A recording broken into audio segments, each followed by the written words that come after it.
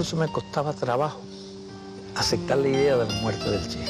Muchas veces he soñado, yo a veces le he contado a la gente las cosas que uno sueña. Y he soñado que estoy hablando con él, que está vivo. Uno tiene la impresión de una presencia permanente del Che, por lo que simbolizaba, por su carácter, por su conducta, por sus principios. Era un gran número de cualidades realmente excepcionales.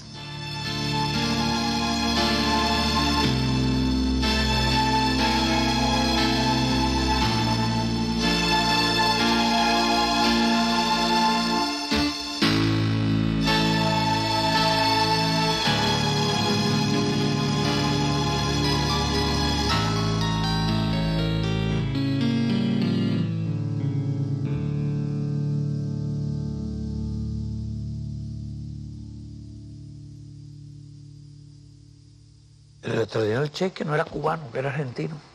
Cuando nosotros lo encontramos en México, él había estado en Guatemala como médico, muy entusiasmado con el proceso político de Guatemala, con la reforma agraria. Fue testigo de la intervención americana, sufrió mucho todo eso. Era algo que llevaba adentro. Y se sumó rápido a nosotros, como él dice, en la primera conversación se sumó. Fidel, me recuerdo en esta hora de muchas cosas, de cuando te conocí en casa de María Antonia, de cuando me propusiste venir, de toda la tensión de los preparativos. Un día pasaron preguntando a quién se debía avisar en caso de muerte, y la posibilidad real del hecho nos golpeó a todos. Después supimos que era cierto, que en una revolución se triunfa o se muere, si es verdadera.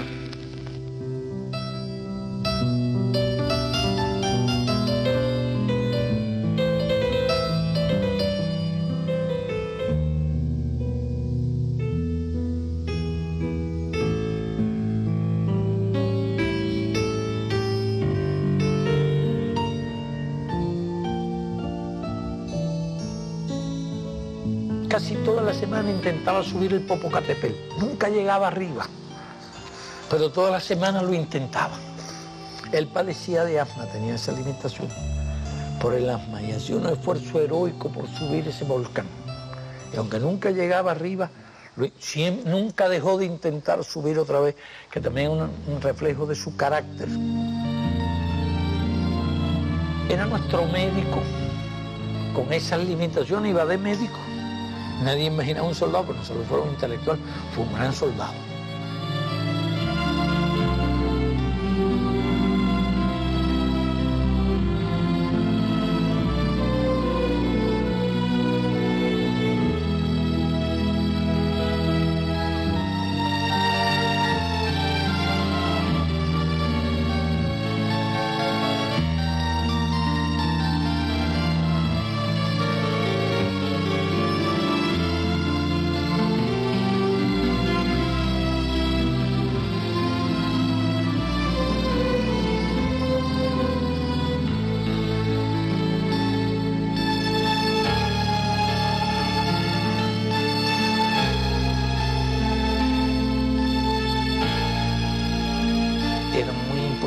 Muy valiente, muy audaz y a veces temerario.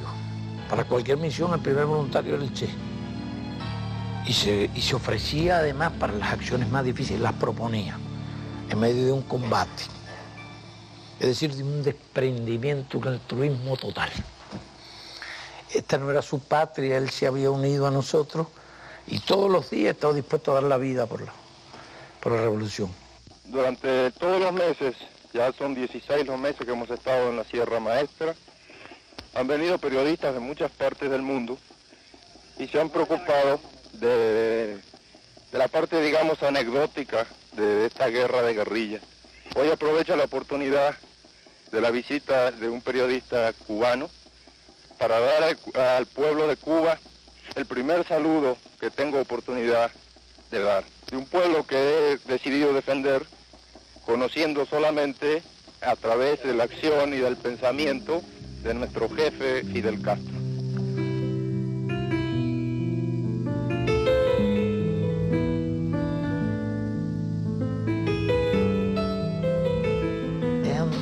caracteres diferentes, aunque ellos se querían mucho y se respetaban mucho.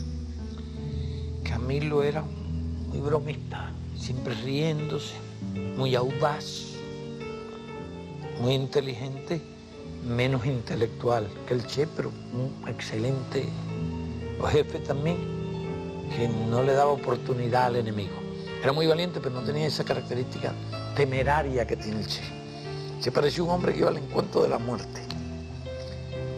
Y Camilo desafiaba la muerte, no tenía temor, hacía, pero no actuaba con temeridad. Esas son dos diferencias. Y ellos se querían mucho.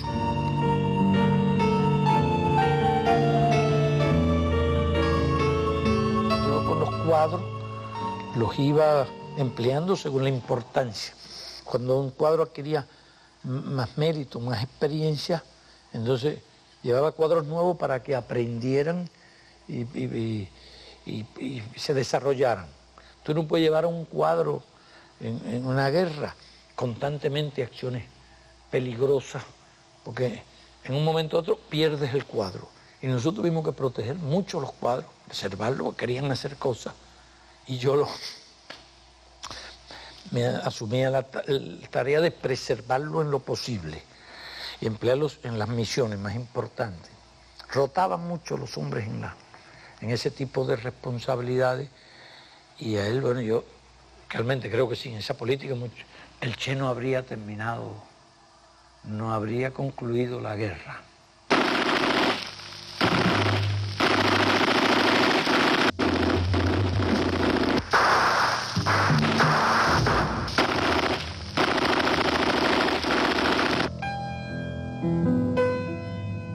Él quería ir para Sudamérica. Esa era una vieja idea. Porque cuando él se sumó a nosotros en México, él no es que pusiera una condición, él planteó una sola cuestión. Dice, yo lo único que quiero es que si después que triunfe la revolución, yo quiera irme a luchar a Argentina, a su país, que no se me limite esa posibilidad. Que razones de Estado no impidan eso. Y yo se lo prometí. Eso estaba muy distante, ¿no? Sabía, primero si ganábamos la guerra y quiénes iban a estar vivos cuando... Y él seguramente tenía pocas posibilidades de estar vivo por su impetuosidad, pero él planteó eso. Alguna que otra vez lo recordó en la sierra y después recordó aquella idea y aquella promesa. Yo tuve bastante previsor en eso. Claro, después que tiene toda la experiencia de la Sierra Maestra, el entusiasmo de él por la idea de hacer la revolución en Sudamérica, en su propio país, se multiplicó. Él que conoció la excepcional experiencia nuestra, a partir de las difíciles condiciones en que nosotros reconstruimos nuestro ejército y llevamos a cabo la lucha, él se le desarrolló una gran fe en las posibilidades del movimiento revolucionario en Sudamérica. Digo Sudamérica, estoy pensando más bien en la parte sur de Sudamérica. Ese compromiso existió, siempre le digo, no te preocupes, que ese compromiso se cumple.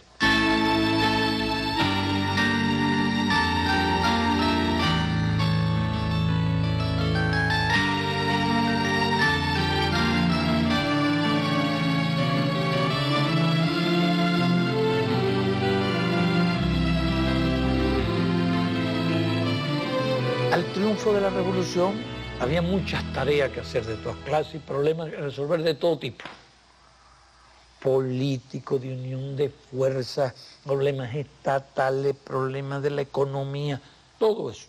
Entonces tuvimos que enfrentar todas las tareas de una revolución victoriosa y no quedó nada del viejo Estado.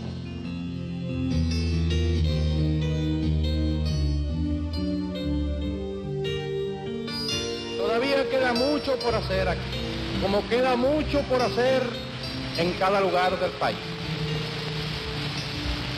Pero eso lo debemos conquistar nosotros con nuestro esfuerzo cotidiano. Y tenemos para ello muchos deberes, pero hay dos que son los deberes fundamentales. Uno es de la preocupación diaria por el trabajo, por la producción. Por la producción y también en otros trabajos que no son directamente de producción. ¿Por qué es tan importante trabajar en una máquina para sacarle el máximo de rendimiento?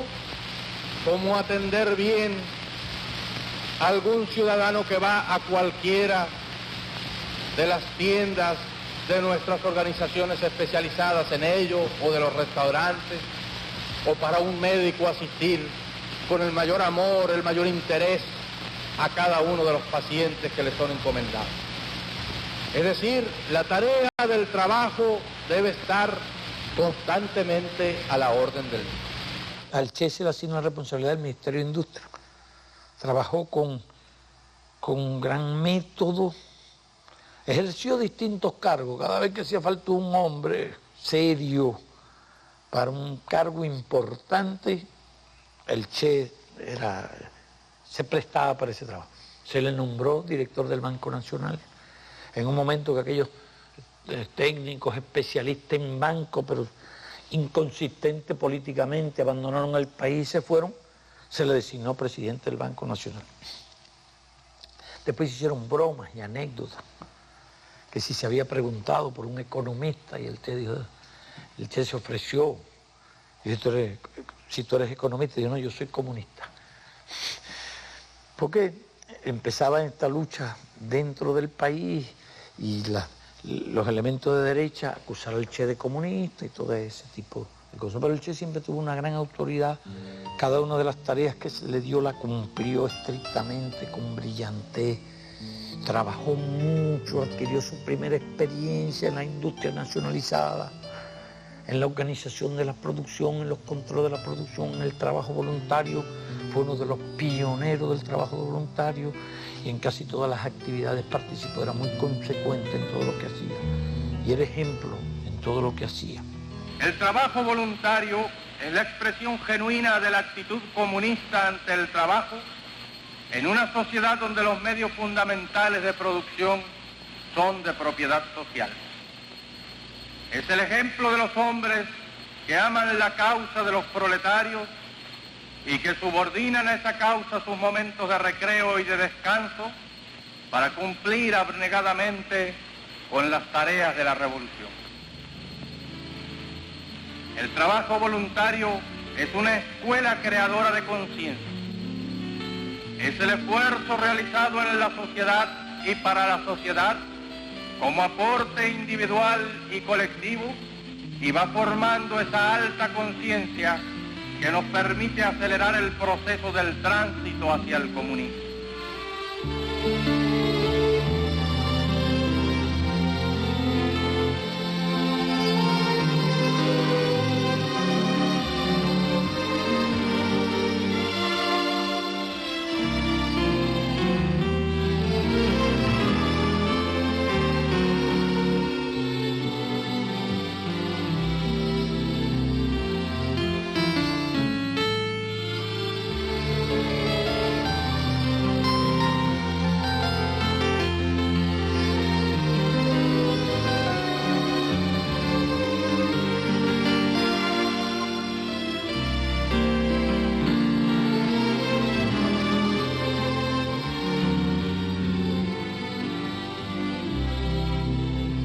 Eso se invirtieron los primeros años de la revolución, cuando él evidentemente empezó a sentir impaciencia por llevar a cabo sus viejos planes y sus viejas ideas.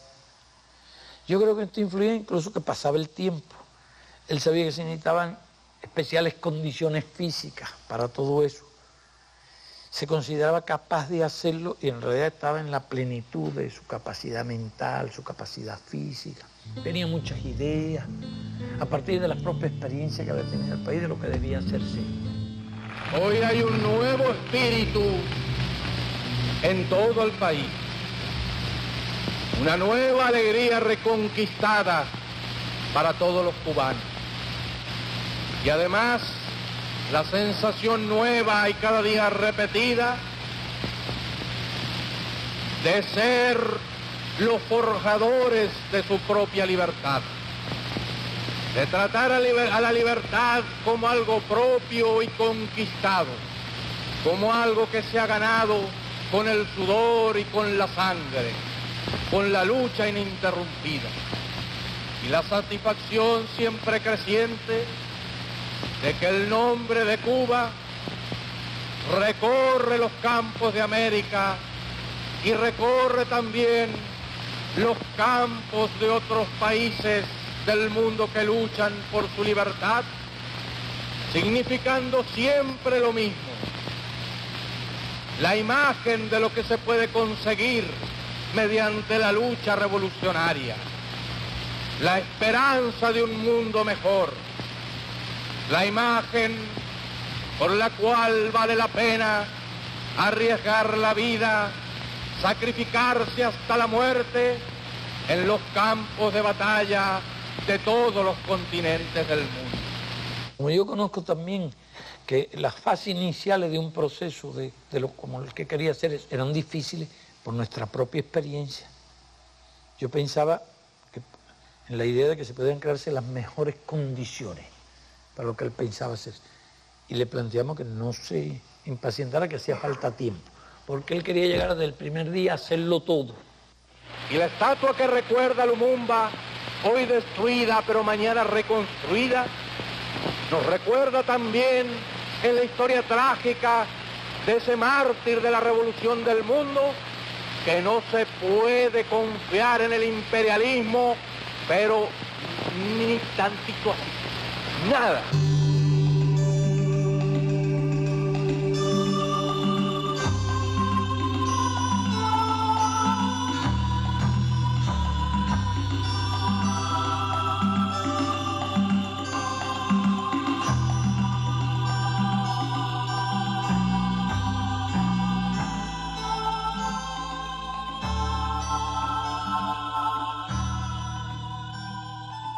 Por aquella época se había producido la intervención en el Congo, hoy Zaire, la muerte de Lumumba, todo aquello, y había un movimiento de lucha armada en Zaire.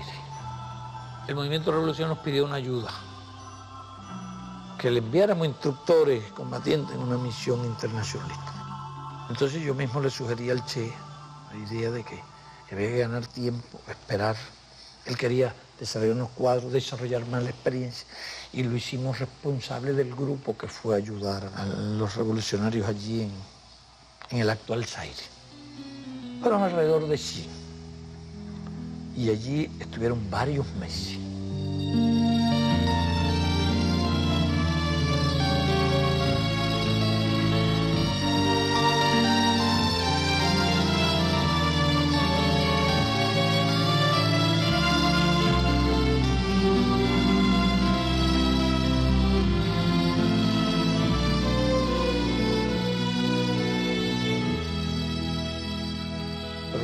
No era hacer la guerra en lugar de los africanos, de los saharianos, sino ayudarlo, enseñarlo. Pero el movimiento aquel era muy incipiente todavía. No tenía suficiente fuerza, suficiente unidad. Y al fin él propuso la idea de retirar el personal, se aceptó la idea y entonces se retiró el personal. Realmente no había condiciones para el desarrollo de esa lucha, porque se concebía esta estancia en África transitoria,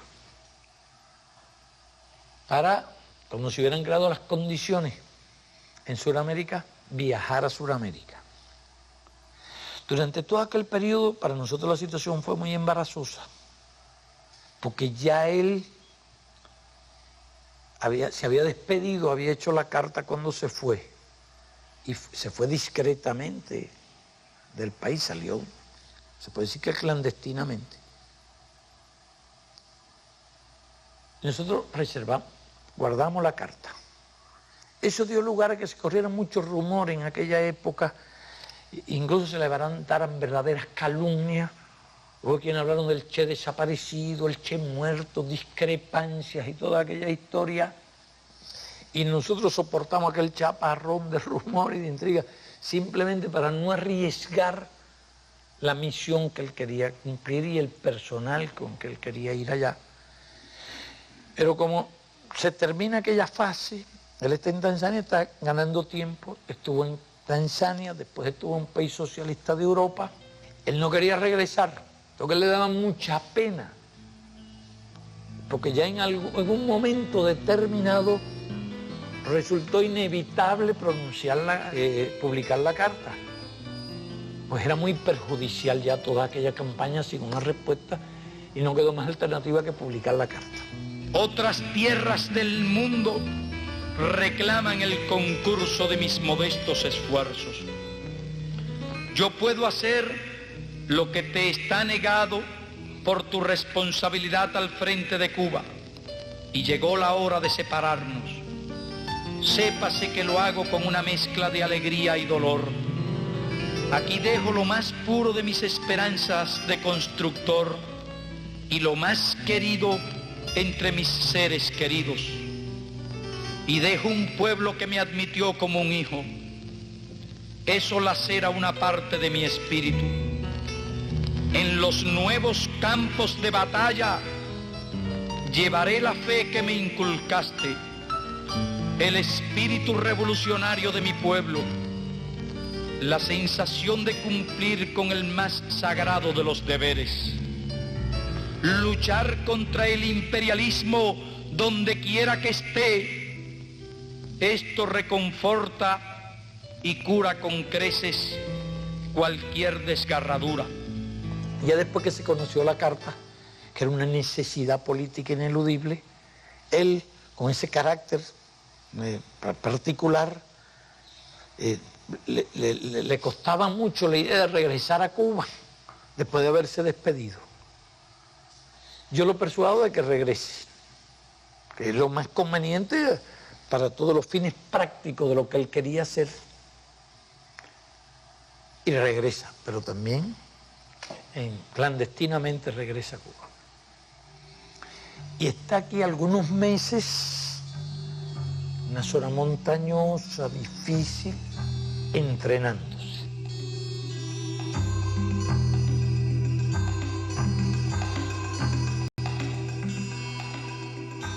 Él solicitó la colaboración de un grupo de compañeros, de viejos guerrilleros, algunos nuevos, y solicitó que se le apoyara en eso. Y él escogió el grupo, los escogió, conversó y nosotros autorizamos que fuera un grupo de compañeros bien experimentados, puesto que la tarea que él iba a hacer allí requería realmente de ese grupo experimentado, de voluntarios que fueron esa tarea. Estuvo entrenándose con ellos durante meses mientras se hacían todos los trabajos previos para el traslado de él y del grupo a Bolivia.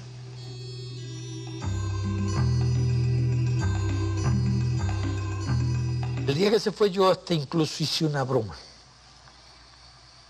El día que se marchó definitivamente, invité a varios compañeros de la dirección del partido, de los demás confianza, y lo invité a una comida con un visitante que tenía. El visitante era el Che, ya disfrazado. No lo conocía nadie en absoluto, con el disfraz que se hizo. Y el Che ha estado almorzando con otro en una casa aquí en La Habana el día antes de irse, y los compañeros no lo conocían. Los compañeros que más tiempo estaban, entonces tuve yo que decirle que era el Che. Fíjese si estaba realmente bien preparado cuando salió. No lo conocía nadie.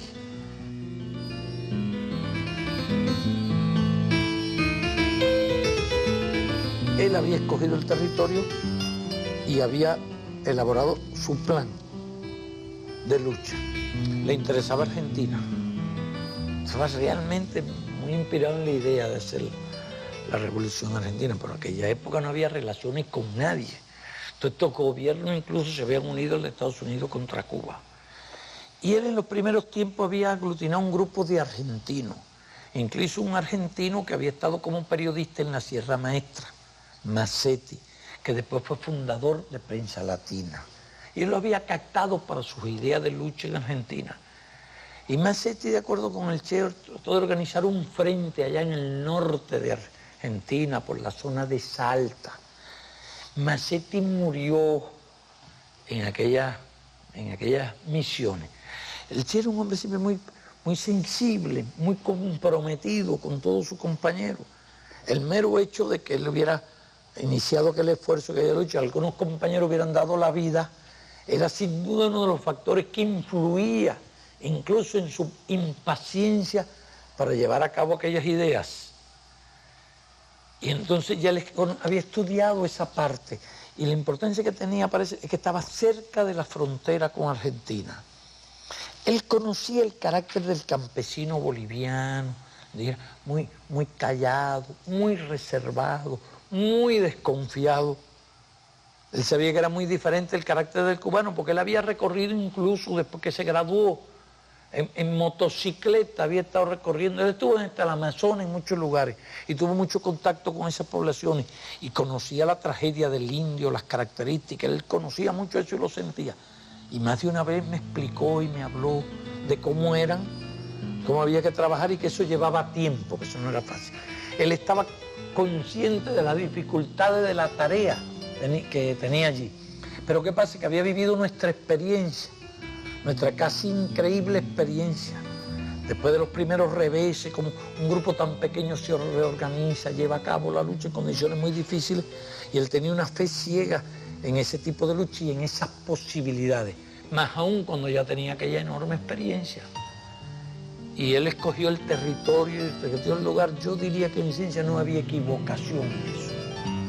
No había equivocación. Él trató de ganar un apoyo, trató de ganar apoyo en fuerzas organizadas, en fuerzas políticas organizadas. Se suponía que se iba a contar con el apoyo del Partido Comunista boliviano y de otras fuerzas. Hubo otras fuerzas que se sumaron, porque había divisiones en esa época en el movimiento, en la izquierda, en el movimiento comunista. El Partido Comunista tenía varios dirigentes. Ya el secretario general Monge, se había hablado, se había explicado. Pero había otros dirigentes también. Y realmente allí surgió un conflicto con Monge. Eso se conoce, está la historia. Surge un conflicto entre el Che y Monge por ciertas posiciones de Monge, pretensiones quizás de dirigir, y el Che no aceptó eso. Yo creo que en Monge prevalecieron unos factores formales, puesto que aquel era el país y era el secretario del partido del país, y realmente para dirigir aquella empresa no había mejor cuadro ni mejor persona más preparada que el Che. Se había logrado el apoyo de otros movimientos y también de algunos latinoamericanos. Estaban en esa fase cuando los acontecimientos se complican allí y realmente se descubre. Pienso que necesitaba un poco de más tiempo. Pero por una razón o por otra, combinación de factores, llegan a descubrir el destacamento cuando todavía estaban en fase de organización. Entonces, Monge tiene cierta responsabilidad, pero bueno, históricamente no sería justo hacer esa imputación al Partido Comunista. Varios comunistas se unieron, los Peredo, muy buena gente que estaban despuntando como excelentes cuadros, se unieron y apoyaron al Che y ayudaron muchísimo al Che. Y la dirección del partido, en discrepancia, quiso ayudarlo. Así se va a imputar una responsabilidad, habría que imputársela a Monge.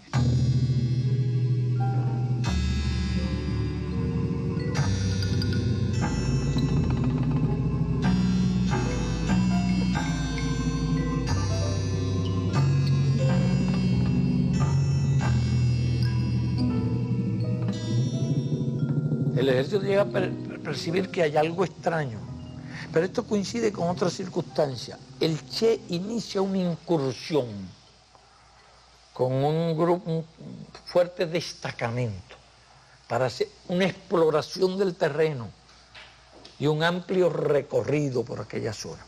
Quedan en el campamento los más nuevos, gente que iba llegando de allí. Pero ese recorrido dura muchas semanas. Es verdaderamente una odisea, está descrito en detalle en su diario, enfrentándose a lomas duras, terreno difícil, ríos crecidos. Incluso en ese recorrido tienen algunas bajas, se producen, algunos se ahogan, uno o dos bajas tiene, pero la tropa regresa después de muchas semanas completamente agotada. Cuando llegan al campamento se encuentra que había algunos problemas que habían ocurrido allí, algunas indisciplinas y algunas dificultades en ausencia del Che.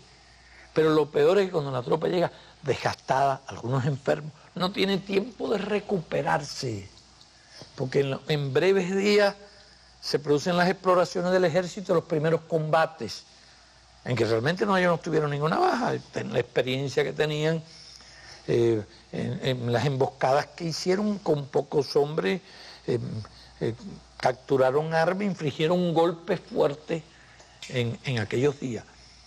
Pero claro, yo diría que todo eso ocurre prematuramente. Después entonces hacen una incursión, salen del campamento, queda una fuerza en el campamento y se produce una división del grupo, en dos grupos, que nunca más llegaron a hacer contacto. Incluso el Che no lleva medicina. Ocurrió lo mismo que había ocurrido cuando el Granma no trajo la medicina. Y fue una proeza, pues durante meses estuvieron evadiendo el ejército y luchando contra el ejército.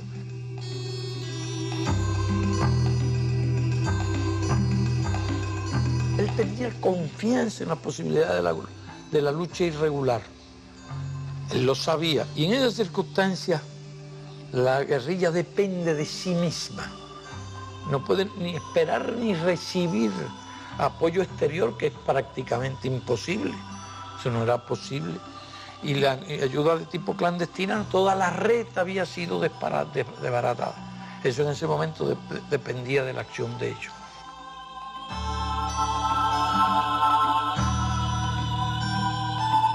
El Che sabía incluso que con 20 hombres, si se trasladaba como se estaban proponiendo, a un lugar con base social, donde Inti Coco Peredo era muy conocido y hacia dónde se trasladaban, esa guerrilla tenía posibilidades de supervivencia.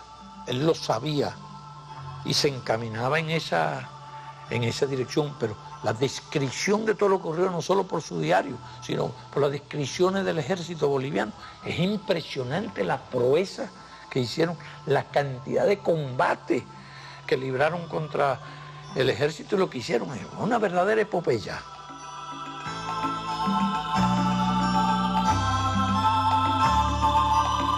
Yo pienso que él estaba muy afectado cuando se persuade de la muerte del otro grupo. Y de la muerte del otro grupo nosotros tenemos noticias por los cables. Se explica cómo ella, por nuestra experiencia, yo deduzco inmediatamente que la noticia es exacta, que es correcta, es verídica. La muerte, cuando muere Tamara, cuando muere Joaquín, el grupo se muere. Pero él se resistía a creerlo y se ve en el diario durante muchos meses. Él se resiste, cree que es mentira del ejército, porque han dado muchos partes falsos.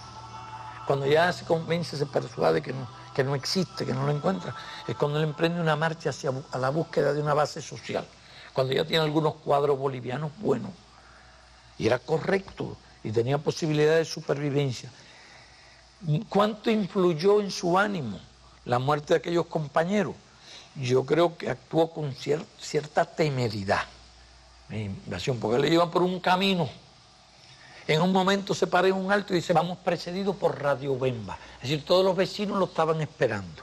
Yo lo conozco bien. Y yo creo que en ese momento estaba actuando conforme a ese carácter que tenía él. Sentía las cosas muy fuertes, con cierta temeridad. Él entonces sigue el avance, llegan de día a un pueblo, está vacío. Ver un pueblo vacío es señal de que hay algo, la población percibe que va a haber un combate. ahí el ejército. Cualquier ejército, cualquiera, no tenía más que esperar en ese camino, emboscarse en ese camino. Y por unas lomas peladas, en pleno mediodía, la vanguardia emprende la marcha. De esa forma. Sí, preparar como si no existiera el ejército. Y entonces esa vanguardia que va adelante cae en emboscada de día, matan varios de ellos. Fue un golpe muy serio. El grupo llevaba además algunos enfermos, llevaba el médico enfermo. Y el Che lo llevaba de todas maneras, aunque les retrasaba el movimiento, la marcha. Una circunstancia, a veces nosotros lo hicimos, si buscábamos un lugar donde poder dejarlo con alguien que lo atendiera, porque no podían resistir la marcha. Él debe haber estado buscando alguna posibilidad en ese sentido, pero ya pierde la vanguardia, está localizado, está en el llano, le matan incluso a alguna de la gente buena, de los bolivianos, creo que le matan a uno de los dos hermanos bolivianos, que se estaban destacando muchísimo, ya como cuadro boliviano, y ya queda en una situación muy difícil, en un terreno muy difícil. Y él, que había podido evadir durante meses y combatiendo constantemente, que había realizado una epopeya, ya se ve en una situación muy crítica. Lo localizan, lo atacan, lo hieren, le destruyen el fusil y en un movimiento lo logran hacer prisionero. Entonces algo tiene que haber estado influyendo en él mucho. Ese desprecio por la muerte, a veces él iba al encuentro de la muerte, sobre todo en ciertos momentos, porque en tales circunstancias realmente tenían que haber avanzado con más cuidado, apartarse de una ruta, buscar otros puntos, avanzar de noche, porque incluso esa emboscada de noche no le había hecho gran daño. Pues disparan y hubieran podido percibir al enemigo por alguna luz o por alguna cosa. Yo creo que ciertos factores del carácter de él en ese momento influyeron en los acontecimientos. De manera que yo diría que cuando todavía marchaban por ese camino y tenían 20 hombres, tenían ya unos cuadros bolivianos, si ellos llegan a la zona donde se proponían, tenían posibilidades no solo de supervivencia, sino de desarrollo del movimiento guerrillero.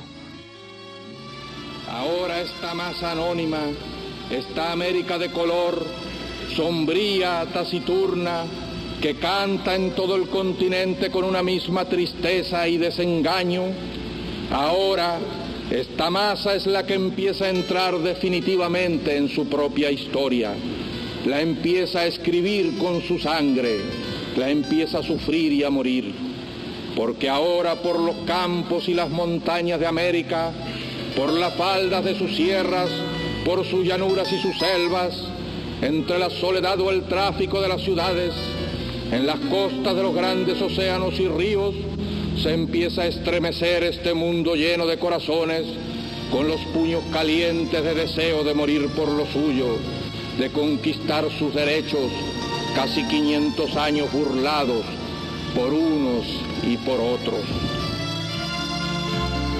Porque esta gran humanidad ha dicho basta y ha echado a andar, y su marcha de gigantes ya no se detendrá hasta conquistar la verdadera independencia por la que ya han muerto más de una vez inútilmente. Ahora, en todo caso, los que mueran morirán como los de Cuba, los de Playa Girón, morirán por su única, verdadera e irrenunciable independencia.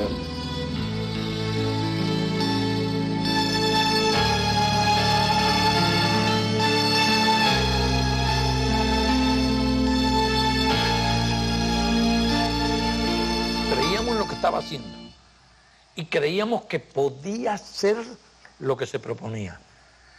Yo siempre digo que el éxito o el fracaso no es lo que indica que es correcta una línea. Nosotros pudimos haber muerto todos en nuestra lucha, estuvimos a punto más de una vez. Si hubiéramos muerto mucha gente, diría que estábamos equivocados. Yo pienso que si hubiéramos muerto no estábamos equivocados y que nuestro camino es correcto, pero hay una serie de factores imponderables que intervienen, incluso el azar. Y nosotros sobrevivimos en los primeros, aquellos días difíciles, casi de milagro, sería otra historia larga de hacer. Pero en esas circunstancias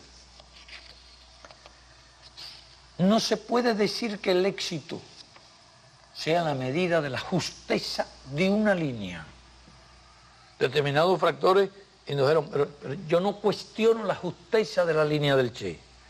Yo lo que digo, nos habría gustado que no pasara por esa etapa inicial de tanto riesgo y que hubiera podido incorporarse como jefe político y jefe militar, como estratega, en un movimiento que ya hubiese rebasado esa fase. Teníamos excelentes relaciones de amistad, de confianza, y el Che realmente les prestaba mucha atención a los puntos de vista, a los criterios que yo le daba, porque siempre mantuvimos una confianza y una amistad hasta el final. Pero aquella era su idea. La otra cosa era prohibirle, y eso no estaba dentro del tipo de relaciones que teníamos nosotros, ni por razones de Estado, ni imponerle un criterio. Lo que hicimos es que lo ayudamos, y ayudamos a algo que creíamos que era posible. No habríamos podido ayudar a algo imposible, algo en que no creyéramos, porque habría sido nuestro deber decirle, no es posible, no podemos hacer esto, no se puede sacrificar compañeros en esa tarea. Pero fue así lo que él hizo, y yo comparto lo que hizo, lo creo. No se sabe todavía qué hicieron con el cuerpo del Che y dónde está el cuerpo del Che. Se han encontrado muchas cosas de él y objetos, entonces se sabe todo lo que ocurrió por los dos bandos y cosas muy coincidentes. Lo que no se sabe es dónde está enterrado el Che. Ellos quisieron desaparecerlo. Además, los yanquis quisieron desaparecerlo. No obstante eso, el Che se convirtió en un gran símbolo para el mundo entero del hombre ejemplar, revolucionario, heroico. Se convirtió en, yo diría que en uno de los más singulares ejemplos de combatiente y de revolucionario del tercer mundo e incluso del mundo industrializado.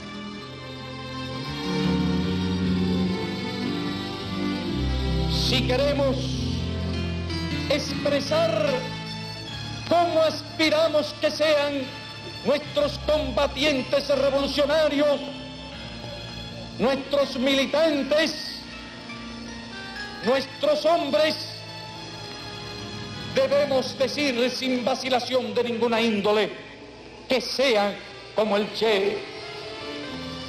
Si queremos expresar cómo queremos que sean los hombres de las futuras generaciones, debemos decir que sean como el Che.